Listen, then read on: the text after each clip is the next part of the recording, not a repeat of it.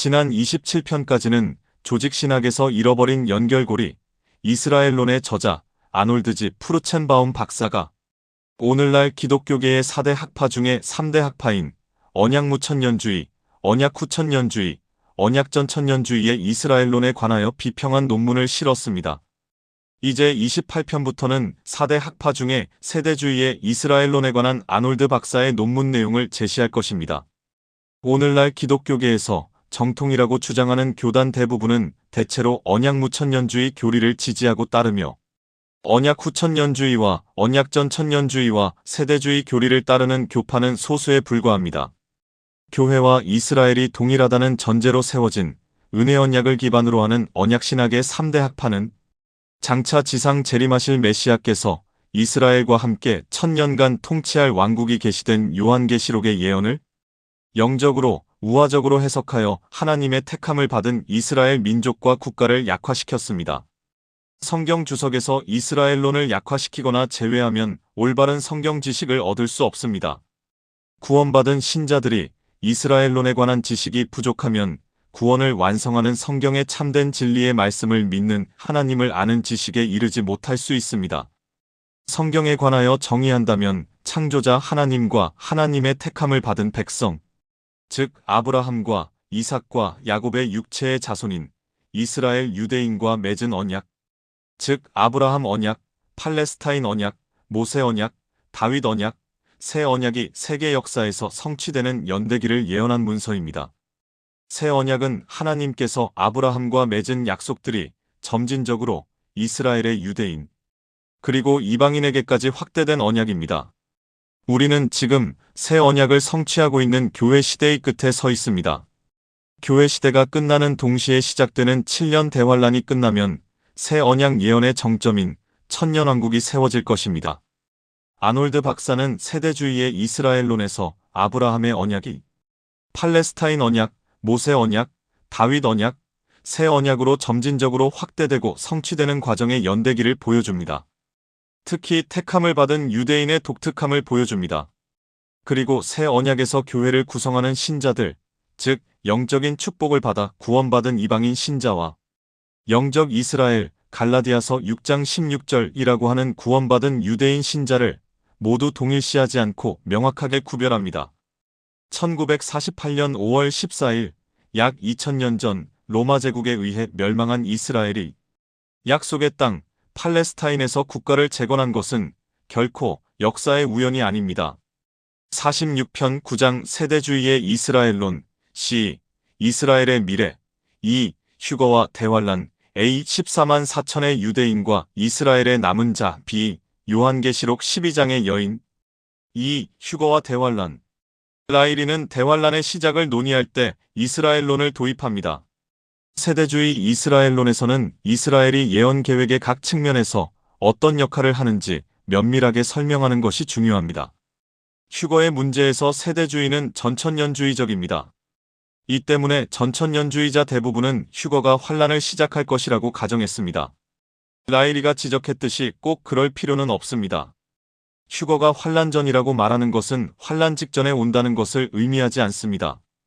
실제로 휴거와 환란의 시작 사이에 얼마의 시간이 경과를 할지 또는 얼마나 많은 시간이 경과를 할지 성경에 아무것도 언급되어 있지 않기 때문입니다.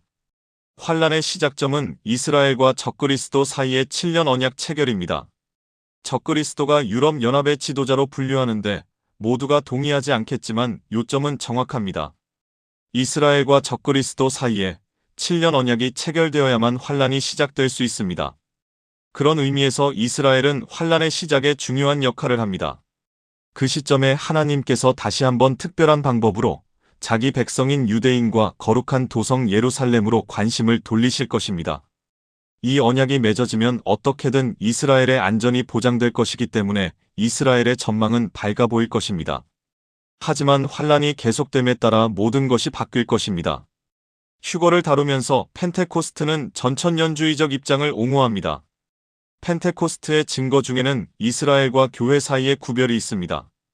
펜테코스트는 체퍼가 제시한 24가지 대조를 나열한 후 다음과 같이 결론을 내립니다. 이러한 분명한 대조는 이스라엘과 교회를 구별한다는 것을 보여주는 것이며 교회가 70번째 주를 통과한다고 하더라도 하나의 계획 속에서 둘을 동일시할 수 없게 만든다. 이러한 구별은 전천년주의의 환란 전 휴거 입장을 더욱 뒷받침한다. 이 경우에 이스라엘론이 전천년주의의 입장을 옹호하는 데 사용되며 이는 타당한 사용입니다. 앞에서 살펴본 바와 같이 레드의 후천년주의의 주된 근거는 올바르지 않은 이스라엘론과 이스라엘과 교회 사이를 구별하지 않는 것입니다. 펜테코스트는 나중에 환란의 목적을 논의할 때 다시 이스라엘론을 다룹니다. 환란의 첫 번째 큰 목적은 메시아를 위해 이스라엘 민족을 준비시키는 것이다. 예레미야의 예언 30장 7절은 다가올 이 시기가 야곱의 고난의 때이기 때문에 특별히 이스라엘과 관련이 있다고 분명히 한다. 대환란의 주요 목적은 이스라엘 민족의 구원을 가져오는 것입니다. 환란에서 이스라엘을 위한 하나님의 목적은 수많은 유대인의 회심을 가져오는 것이고, 회심한 유대인은 메시아의 왕국으로 들어가 이스라엘의 모든 언약이 성취되는 것을 경험하게 될 것입니다. 맥클레이는 대환란의 시기를 메시아의 왕국 이전의 마지막 준비하는 기간으로 보고 있으며, 다니엘의 이 70번째 주는 이스라엘 민족을 향한 하나님의 목적과 완벽하게 일치한다고 말합니다. 이는 당연한 일입니다. 이스라엘은 독특한 언약적 의미에서 미래의 메시아의 왕국에 속해 있기 때문입니다. 이스라엘은 예수의 메시아 되심을 거부했기 때문에 이 시대에 일시적으로 버려졌지만, 이 민족이 오랫동안 고대했던 왕국을 메시아께서 합법적으로 지상에 세우기 위해 준비하실 때 다시 한번 하나님의 특별한 관심의 대상으로 나타나게 될 것이라고 예상할 수 있습니다. 그 때문에 이스라엘은 왕국을 준비하는 심판의 기간에 국가적 구별의 자리에 다시 한번 등장할 것입니다. 그런 다음 저자는 이스라엘의 이러한 회복된 구별에 대한 증거를 제시합니다. 첫 번째는 맥클레인이 유대인으로 받아들이는데 아무런 문제가 없는 14만 4천 명이지만 레드는 그러한 결론을 피하려고 최선을 다했습니다. 맥클레인은 14만 4천 명은 같은 장 후반부에 나오는 모든 민족에서 온 셀 수 없이 큰 무리와 명확하게 구별된다고 말하지만, 레드는 단순한 단어의 의미와 문맥을 완전히 무시하면서 두 무리를 동일한 무리로 만들려고 애썼습니다. 둘째, 하나님의 증언은 이 기간에 주로 이스라엘 민족을 향해 있습니다. 셋째, 계시록 7장의 두 증인은 틀림없이 유대인 출신입니다. 넷째, 계시록 12장의 여인은 틀림없이 역사 속의 이스라엘과 동일시됩니다. 여인은 짐승으로부터 박해를 받는 특정한 대상이지만 짐승이 통치하는 끔찍한 기간 내내 하나님의 보호를 받습니다. 다섯째, 이스라엘에 대한 모든 박해는 과거와 미래 모두 하나님께서 이스라엘의 이익을 보호하도록 임무를 부여받은 천사장 미카엘에게 패배한 사탄까지 거슬러 올라갑니다. 맥클레이는 이스라엘은 마지막 때 사건의 틀 안에서 하나님의 특별한 관심 대상으로 등장하는 이스라엘은 구약 성경 역사의 이스라엘이라고 결론지었습니다. 언약 신학에 관하여 이야기한 저자는 영적으로 해석하는 자들이 이 이스라엘을 교회와 동일시하려고 하고, 역사에서 계시록 12장과 13장의 예언이 성취되었다는 것을 찾으려고 했지만 실패했다고 결론을 내립니다. 대환란과 관련하여 이스라엘론과 관련된 핵심 쟁점은 14만 4천 명의 유대인과 계시록 12장의 여인의 신원입니다. A 14만 4천의 유대인과 이스라엘의 남은 자. 레드와 다른 언약신학자들은 계시록 7장과 12장의 14만 4천 명을 유대인이 아닌 무리로 만들려고 열중하지만, 유대인 지파를 면밀하게 나열했던 세대주의자 라이리는 원문을 읽고 14만 4천 명의 신원이 유대인이라는 것을 받아들이는데 아무런 문제가 없습니다. 이 14만 4천 명을 통해 환란 기간에 복음이 모든 민족에게 전파될 것입니다. 이 14만 4천 명은 나중에 천년왕국의 주민이라는 제목의 장에서 다시 나오고 누가 천년왕국에 들어가는가에 관한 전천년주의적 답변을 제시합니다. 14만 4천 명의 신원은 다시 유대인으로 확인되고 천년왕국에 들어갈 자들에 포함될 것입니다. 이들 외에 에스겔 20장 38절에 충실한 유대인 생존자들이 들어갈 것입니다. 나중에 같은 장에서 라이리는 다시 14만 4천에 대해 논의합니다. 라이리는 14만 4천 명은 영적 이스라엘이라고 주장하며 이 무리는 환란 기간 내내 구원받지 못한 상태가 유지되어야 한다는 후천년주의의 입장을 거부합니다. 라이리는 본문을 문자 그대로 받아들여 14만 4천 명을 환란이 시작될 때 구원받을 유대인이라고 주장합니다. 14만 4천 명이 살아계신 하나님께서 봉인하셨고 우리의 하나님의 구속된 종이라는 사실 자체가 환란 기간에 구원받지 못한다는 것을 불합리하게 만듭니다. 펜테코스트는 14만 4천 명의 유대인에 대해 남은 자의 교리와 함께 논의합니다. 펜테코스트는 이를 5가지 범주로 분류하는데 그 중에 첫 번째는 남은 자의 필요성입니다. 믿는 유대인 남은 자의 존재 필요성은 하나님께서 이스라엘과 맺은 조건이 없고 영원한 4가지 언약에 근거하며 이 언약의 본질은 이 언약을 성취할 수 있는 남은 자의 존재를 요구한다는 것입니다. 아브라함 언약은 보편적이고 영원할 것이라는 땅과 자손과 축복을 약속했습니다. 이를 위해서 약속된 씨가 될 남은 자, 주어진 땅을 차지할 수 있고 약속된 축복이 임할 수 있는 남은 자가 필요합니다. 팔레스타인 언약은 이스라엘이 땅을 차지할 근거를 부여하고 있어 약속된 땅의 유업을 받기 위해서는 남은 자의 존재가 필수적입니다. 다윗 언약은 아브라함의 자손에게 왕과 왕국과 보좌와 다윗의 자손이 통치할 영원한 지상 왕국을 약속했습니다. 이 사실도 또한 다윗 언약의 약속을 성취할 수 있는 남은 자를 필요로 합니다. 새 언약은 이스라엘의 민족적인 구원과 회복을 약속했기 때문에 하나님께서 약속하신 말씀을 성취할 남은 자가 존속해야 합니다. 마지막으로 하나님의 성품 자체가 남은 자의 존재를 요구합니다. 하나님께서 이스라엘 민족에게 이러한 엄숙한 약속을 하셨고 약속의 성취가 하나님의 성품 자체에 달려있기 때문입니다. 하나님의 완전성은 남은 자의 존재를 필요하게 만듭니다. 두 번째 범주에서 펜테코스트는 이스라엘의 역사 속의 남은 자를 요약합니다. 이스라엘에 기록된 역사를 조금만 살펴봐도 하나님께서 그 민족 안에서 믿는 남은 자를 다루셨다는 원칙을 확인할 수 있다. 칼렙과 여호수아, 민수기 13장에서 14장, 데보라와 바락, 재판관기 4장, 기드온, 재판관기 7장, 삼손, 재판관기 13장에서 17장, 사무엘상 2장, 여로보암 시대의 레위인, 역대기야 11장 14에서 16절, 아사, 역대기야 15장 9절, 엘리야 시대의 7,000명의 충실한 남은 자가 모두 이 점을 보여준다. 하나님께서 배도하고 박해를 받는 무관심의 시대에 신실하고 믿고 증거하는 남은 자를 자신을 위해 보존하셨다. 세 번째 범주에서 펜테코스트는 예언서 안의 남은 자를 요약합니다. 예언서에서 말하는 남은 자에 대해 언급한 모든 것을 인용하는 것은 불가능할 것이다. 그러한 주제가 예언적인 계시의 주요 줄거리라는 것을 보여주기 위해 몇 가지 구절을 인용하겠다. 이사야는 그 주제에 대해 1장 9절, 4장 3에서 4절, 6장 12에서 13절, 10장 21절, 26장 20절, 49장 6절, 51장 1절, 65장 13에서 14절에서 이야기한다.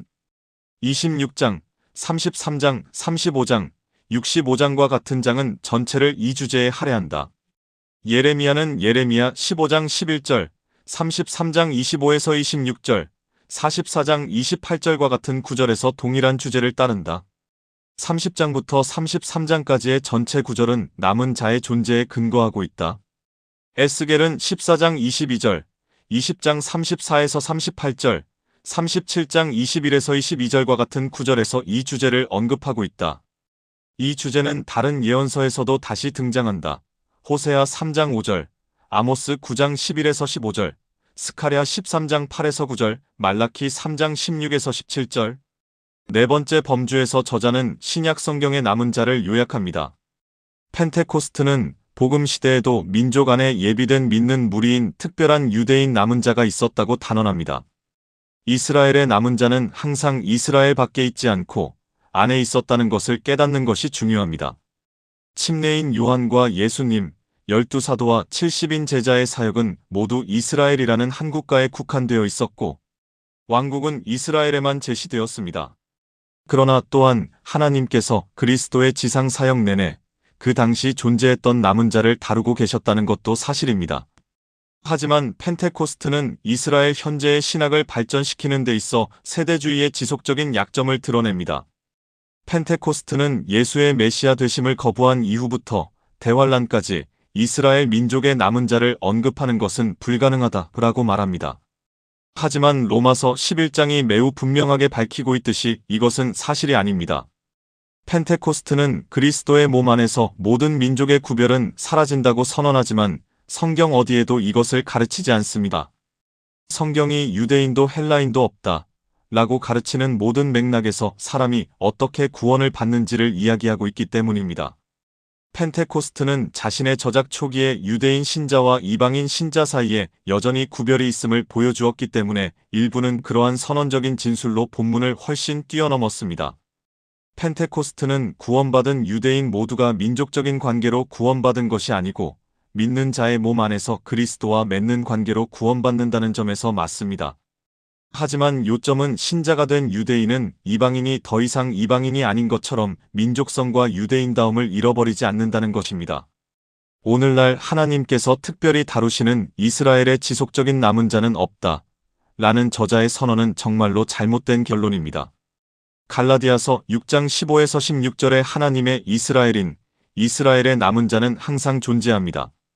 바울이 로마서 11장 1에서 11절에서 주장하는 것은 오늘날 여전히 이스라엘의 남은 자가 있다는 것을 강조하기 위한 것입니다. 펜테코스트는 로마서 11장 5절에 대해 언급하며 교회가 남은 자가 되어 하나님의 약속이 영적 이스라엘을 통해 성취되는 증인이 될 것이라는 언약 신학의 견해를 분명히 거부합니다.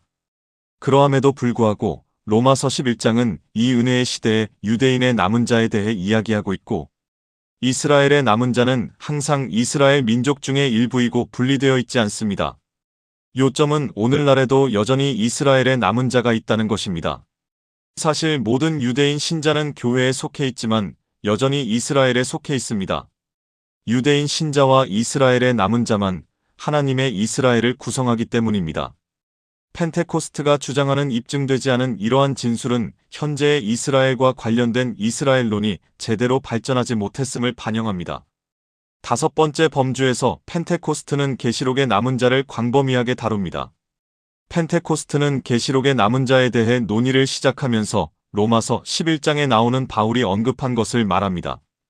펜테코스트는 로마서 11장 25절에서 이스라엘의 눈먼 자들은 일시적으로 눈먼 상태라고 가르치고 있다고 지적하지만 이제 그 민족은 눈이 멀어 있기 때문에 하나님께서 언약을 성취하게 될 민족 안에 남은 자를 가질 수가 없다 라는 잘못된 결론을 도출함으로써 이전 장의 오류를 반복합니다. 로마서 11장 1에서 20절의 요점은 정반대입니다. 하나님께서 오늘날 이스라엘에 믿는 남은 자들을 가지고 계신다는 것입니다. 로마서 11장 25절은 이스라엘의 눈먼 자들은 일시적인 눈먼 상태라고 가르칠 뿐만 아니라 믿는 유대인이 있어서 부분적인 눈먼 자, 즉 부분적인 눈먼 상태라고 가르칩니다. 눈이 멀지 않은 일부 이스라엘이 오늘날 이스라엘의 남은 자를 구성한다는 것입니다. 펜테코스트는 계속해서 로마서 11장 26절에 온 이스라엘은 그리스도의 재림시에 믿는 남은 자인 믿는 유대인을 가리킨다고 말합니다. 펜테코스트가 전혀 명확하지 않은 것은 재림시에 이스라엘의 남은 자를 구성하는 온 이스라엘이 그 당시 살아가고 있는 모든 유대인을 포함할지 안 할지에 관한 질문입니다. 의미는 그렇지 않다는 것입니다. 이 내용을 소개한 후 펜테코스트는 계시록의 남은 자에 대해 6가지 요점으로 논의를 이어갑니다. 첫 번째 요점은 남은 자의 존재입니다. 펜테코스트는 사탄이 환란 기간에 이스라엘을 공격한다는 바로 그 사실로 내린 결론은 불신앙 가운데 다시 땅으로 모인 이스라엘이 이제 사탄의 공격으로부터 살아남기 위해 도망쳐야 한다는 사실 자체가 환란 기간에도 남은 자가 존재하며 하나님께서 이스라엘의 언약과 약속을 성취하기 위해 이 남은 자를 예비하셨다는 것입니다. 두 번째 요점은 이 남은 자의 지위입니다. 다시 말하지만 펜테코스트는 환란 전에 다시 모일 이스라엘은 여전히 불신앙 가운데 있다라고 말합니다. 하지만 하나님께서 이스라엘 민족을 구원에 이르게 하시려고 성경, 확신과 깨달음을 주시는 성령의 역사와 기적적인 표적, 계시록 7장의 이스라엘에 봉인된 14만 4천 명의 사역과 계시록 11장의 두 증인과 같은 다양한 수단을 이용하실 것입니다. 펜테코스트는 대다수는 회개하지 않을 것이고 일부는 이러한 표적들을 통해서 여호와께 돌아올 것이라고 생각합니다. 말이 나온 김에 펜테코스트가 14만 4천 명이 문자 그대로 유대인을 말하는 것으로 이해하고 있으며 나중에 이 점을 발전시킬 것이라는 점에 유의해야 합니다. 그러나 남은 자의 지위에 관하여 민족 전체는 환란이 시작할 때 구원받지 못하지만 환란 기간 내내 많은 유대인 개인이 구원을 경험하고 민족은 재림 때 마침내 구원받을 것입니다. 세 번째 요점은 남은 자의 구원의 수단입니다. 남은 자는 구원받는 믿음에 이르게 될 것입니다. 왜냐하면 성령의 사역 중의 일부는 오늘날 역사하는 방식과 다르겠지만 성령께서는 환란 기간에도 여전히 활동하시기 때문입니다. 또한 마태복음 24장 14절에 따르면 왕국 복음이 두 가지 독특한 측면이 포함되어 즉 도래하는 왕국과 어린 양의 피를 통한 구원이 포함되어 선포될 것입니다. 네 번째 요점은 남은 자의 사역에 관한 것으로 펜테코스트는 이 믿는 남은 자들이 환란 기간에 증언하는 무리의 지위를 갖는다고 믿고 있습니다. 구약 성경에서 이스라엘이 부름을 받은 목적은 바로 세상에 있는 모든 나라에 하나님의 증인이 되는 것이고 환란 기간에 남은 자가 성취할 것입니다. 하나님께서 환란 기간에 신실한 증인을 일으켜 이 민족을 위한 본래의 목적을 성취하실 것이기 때문입니다. 다섯 번째 요점은 남은 자와 14만 4천 명의 관계입니다. 레드와 같은 전천년주의 신학자들을 포함한 언약신학자들은 온갖 주석적 훈련을 동원하여 14만 4천 명의 유대인은 유대인이 아니고 이스라엘의 12지파가 아니라 어떻게든 교회를 상징한다는 것을 증명하기 위해 애를 씁니다. 하지만 펜테코스트는 모든 세대주의자와 마찬가지로 본문을 액면 그대로 취해서 14만 4천 명을 유대인으로 받아들이고 있습니다. 펜테코스트는 이스라엘의 12지파는 이스라엘의 12지파를 의미한다고 말하는데 고민하지 않습니다. 여기서 펜테코스트의 관심사는 계시록 7장의 14만 4천 명의 유대인이 남은 자와 어떤 관계가 있는지를 파악하는 것입니다. 구약 성경에서 하나님은 민족의 남은 자 안에 남은 자를 두셨던 것처럼 펜테코스트는 이스라엘의 남은 자 중에 특별한 남은 자로 구성된 계시록 7장과 14장의 14만 4천 명은 하나님의 주권적 행위로 구별되어 환란 기간에 특별한 증인이 된 것으로 간주합니다. 소수의 세대주의자는 14만 4천이라는 숫자를 환란 기간 구원받은 이스라엘의 무수한 무리를 상징하는 비유적인 숫자라고 보았기 때문에 14만 4천을 환란 기간 이스라엘의 구원받은 자와 동일시합니다. 반면에 펜테코스트는 이 숫자를 문자 그대로 받아들임으로써 대다수의 세대주의자를 대변합니다. 이 숫자가 정확한 이유는 환란 기간에 특별한 역할이 있기 때문입니다. 환란 기간 내내 보호할 목적으로 봉인되었기 때문에 죽임을 당하지 않습니다. 그 때문에 14만 4천 명은 구별된 무리로 간주되어야 합니다. 펜테코스트는 여기서 이스라엘은 문자 그대로 이스라엘이고 12지파는 문자 그대로 12지파이기 때문에 또한 숫자도 문자 그대로 받아들이는 것이 가장 좋을 것 같다고 결론지었습니다. 하나님께서 특별한 증인으로 구별하셨기 때문에 14만 4천과 같은 그러한 특정한 숫자에 문제가 없어야 하고 그 숫자를 문자 그대로 받아들이지 않을 이유가 없습니다. 14만 4천 명은 이스라엘의 남은 자의 일부이지 남은 자 전체가 아니다 라고 보아야 합니다. 이는 적어도 한 가지 사실만으로 분명합니다. 14만 4천 명은 환란이 시작될 때 구원받지만 민족 또는 로마서 11장 26절의 남은 자는 그리스도께서 재림하실 때까지 회심하지 않습니다. 또한 이 14만 4천 명은 남은 자의 일부일 뿐만 아니라 교회가 휴거된 직후 사역하는 봉인된 증인이기도 합니다. 펜테코스트는 14만 4천 명을 환란 기간에 세계복음화의 계획을 수행하는 것으로 봅니다. 소수의 세대주의자는 계시록 7장의 14만 4천 명이 계시록 14장의 14만 4천 명과 구별된 무리라는 견해를 고수해왔지만 펜테코스트는 동일한 무리라고 간주함으로써 대다수의 세대주의자를 대변하고 있습니다.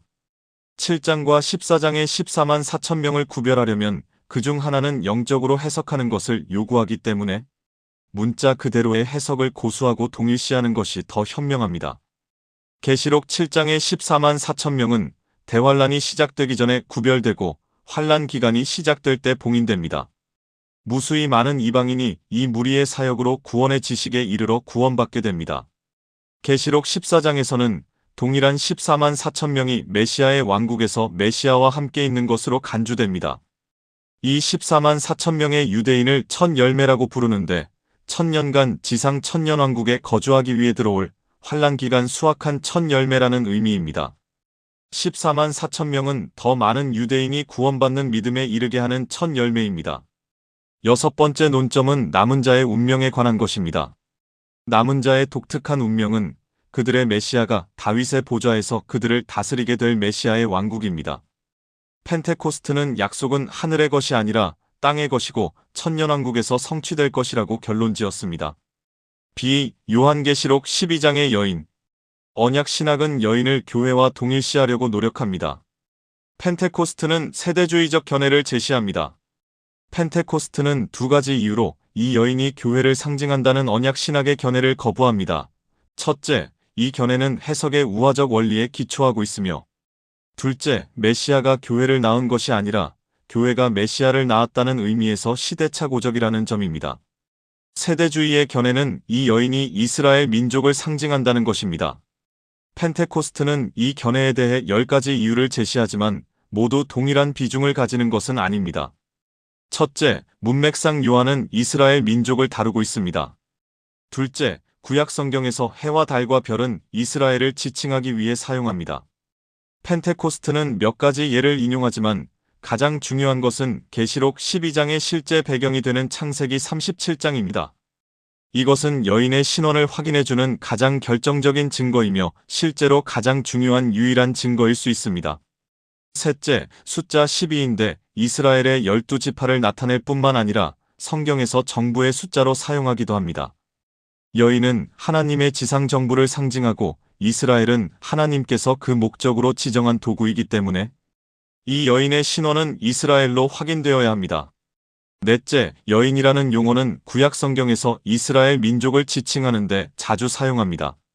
교회는 신부 또는 처녀라고 말하고 결코 여인이라고 말하지 않습니다. 다섯째, 적대자는 용이라고 부르고 구약 성경에서 이스라엘 민족의 특정한 적대자를 설명하기 위해 사용합니다. 여섯째, 이스라엘이 여행한 곳은 광야이고 광야가 이스라엘 민족의 역사에서 특별히 언급된 것은 말할 것도 없습니다. 일곱째, 2장의 사내아이는 메시아이고 메시아를 낳은 여인은 교회가 아니라 이스라엘이었습니다. 또한 계시록 12장과 미카 5장의 유사성은 여인을 이스라엘과 동일시하는 데 도움이 됩니다. 미카는 메시아의 탄생과 메시아를 거부함으로써 하나님의 목적이 성취될 때까지 민족이 버림받을 것을 예언하는데 이는 계시록 12장에 요약된 것과 동일한 계획입니다. 여덟째, 로마서 9장 4에서 5절은 이스라엘이 메시아를 낳았다고 가르칩니다. 계시록 12장의 사내아이가 메시아이고 여인이 낳았기 때문에 여인은 이스라엘과 동일시되어야 합니다. 아홉째, 이 구절에서 두 번이나 1260일을 언급하는데 이는 7년 환란의 후반부를 언급한 것입니다. 1260일이나 42개월이나 3년 반을 언급할 때는 항상 이스라엘을 가리키고 하나님께서 이스라엘 민족을 다루시는 기간입니다. 열 번째는 다니엘 12장 1절에 따르면 이스라엘의 수호천사 미카엘에 대해 언급하고 있습니다. 다니엘서에서 미카엘은 이스라엘의 운명과 결합되어 있다고 말합니다. 계시록 12장에서 미카엘에 대해 언급한 것은 하나님께서 다시 이스라엘 민족을 다루고 계시며 미카엘은 이스라엘의 운명과 관련되어 있었기 때문에 여기서 실행자입니다. 펜테코스트는 여인이 하나님과 언약을 맺고 성취될 이스라엘 외에는 다른 사람이 될 수 없다라고 결론지었습니다. 다시 말하지만 세대주의자 모두가 여인이 이스라엘을 상징한다는데 동의하겠지만 모두가 이러한 10가지 주장을 모두 증거로 사용하는 것은 아닙니다. 다음 47편 9장 세대주의의 이스라엘론 C. 이스라엘의 미래 3. 로마서 11장 25에서 27절 재림 이스라엘의 민족적 구원